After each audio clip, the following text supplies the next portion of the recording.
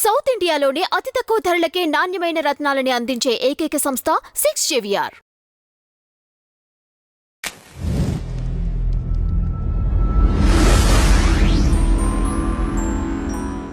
బేసిక్‌గా మనకి social media రాకముందే మన జీవితాలన్నీ బాగుండేవి, సెక్యూర్డ్‌గా ఉండేవి, ప్రామిస్డ్‌గా ఉండేవి అని సల్మాన్ ఖాన్ గారు అభిప్రాయపడ్డారు. సల్మాన్ ఖాన్ గారు బాలీవుడ్ సూపర్ స్టార్. ఇప్పుడు కనీసం ఒక 59, 60 ఇయర్స్ ఉంటాయి.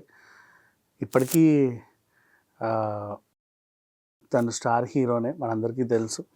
సో వాళ్ళ బ్రదర్ అర్బాజ్ ఖాన్, అతని కొడుకు అర్హాన్ ఖాన్, తనకేంటంటే ఫేస్బుక్, ఎక్స్, ఈ ట్విట్టర్, అలాగే ఇన్స్టా అండ్ యూట్యూబ్ ఛానల్ ఇలాంటివన్నీ ఉన్నాయి. దాదాపు ఒక 16 లక్షల వరకు సబ్స్క్రైబర్స్ ఉంటారు, ఫాలోవర్స్ ఉంటారు.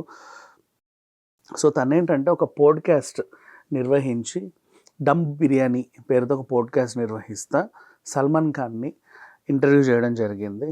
సో తన అభిప్రాయం ఏంటంటే, యువత జీవితంలో ఏదో సాధించాలన్న లక్ష్యాలు ఏవైతే ఉంటాయో వాటితో ప్రేమలో పడాలి, పిచ్చి పిచ్చి ప్రేమలు మనకు పనికిరావు అన్నట్టు ఒక మంచి సందేశం అయితే ఇచ్చాడు.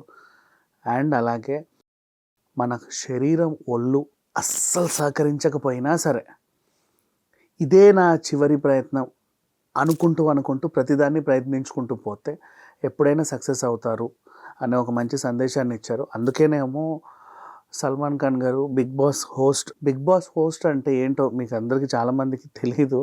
ఏదో యాంకర్, వ్యాఖ్యాత అనుకుంటారు. కానీ ఓ 25 మంది, 20 మంది లైఫ్స్, రకరకాల డిఫరెంట్ మెంటాలిటీస్ గల పీపుల్, డిఫరెంట్ స్టేటస్ గల పీపుల్, వాళ్ళందరూ 100 రోజులు, 200 రోజులు, 150 రోజులు, 105 రోజులు, 70 రోజులు ఒక ఇంట్లో ఉన్నప్పుడు వాళ్ళ మెంటాలిటీస్ని సరిచేస్తా, వాళ్ళకి సలహాలు ఇస్తా, లైఫ్లో ఎలా ఎదగాలి అంటూ కొత్త సూచనలు ఇస్తా ఉండడం అసలు నిజంగా చాలా గ్రేట్. అసలు ఆ పొజిషన్లో ఉండాలి అంటే అసలు వేరే అర్హతలు ఉంటాయి.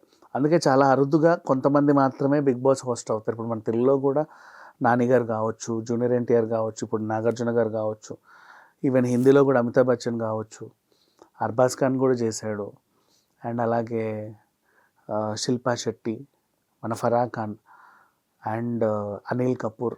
సో ఇలాంటి వాళ్ళందరూ ఉన్నారు. ఇటు చూస్తే మనకి కిచ్చా సుదీప్, అటు చూస్తేనేమో కమల్ హాసన్ గారు. సో ఏదేమైనా సోషల్ మీడియా వచ్చిన తర్వాత అంటే ఏంటంటే అరచేతిలో అందరి గురించి తెలిసిపోతుంది. అరచేతిలో అన్ని సమాచారం క్షణాల్లో మన ముందు ఉంటుంది. దీని ద్వారా ఏమైందంటే సెలబ్రిటీస్కి సెక్యూరిటీ లేకుండా పోతుంది. వాళ్ళ జీవితాలు ఎప్పటికప్పుడు, అంటే ఇంతకు ముందు అయితే ఎప్పుడో ఎవరో ఒక పత్రిక వాళ్ళు ఇంటర్వ్యూ తీసుకోవడానికి వస్తే వీళ్ళ గురించి వాళ్ళు ఒక 4 పేరాలు రాస్తే అప్పుడు ఓహో వీళ్ళు ఇలాంటి వాళ్ళ అని తెలిసేది. ఓ 4-5 ఫోటోలు వేసేవాళ్ళు వాళ్ళ ఇంట్లో. ఇప్పుడంటే హోమ్ టూర్స్ వచ్చేసాయి, కానీ అప్పట్లో వాళ్ళ ఇంట్లో ఉండే రకరకాల వస్తువులు, బట్టలు కానీ 1-2 ఫోటోలు తీసి అలా ప్రచురించేవాళ్ళు అంతే. దాని గురించే చాలా చర్చలు జరిగేవి. సరే ఏదేమైనప్పటికీ సోషల్ మీడియా వచ్చిన తర్వాత లైఫ్కి సెక్యూరిటీ లేదు అనే విషయాన్ని సల్మాన్ ఖాన్ గారు చెప్పడం, అండ్ సల్మాన్ ఖాన్ గారు ఏదో చెప్పాడు అనే విషయం కాకుండా చాలామంది ఆ ఇంటర్వ్యూ చూసి ప్రతిదీ యూత్కి ఏదో ఒక మెసేజ్ ఇస్తానే ఉంటాడు.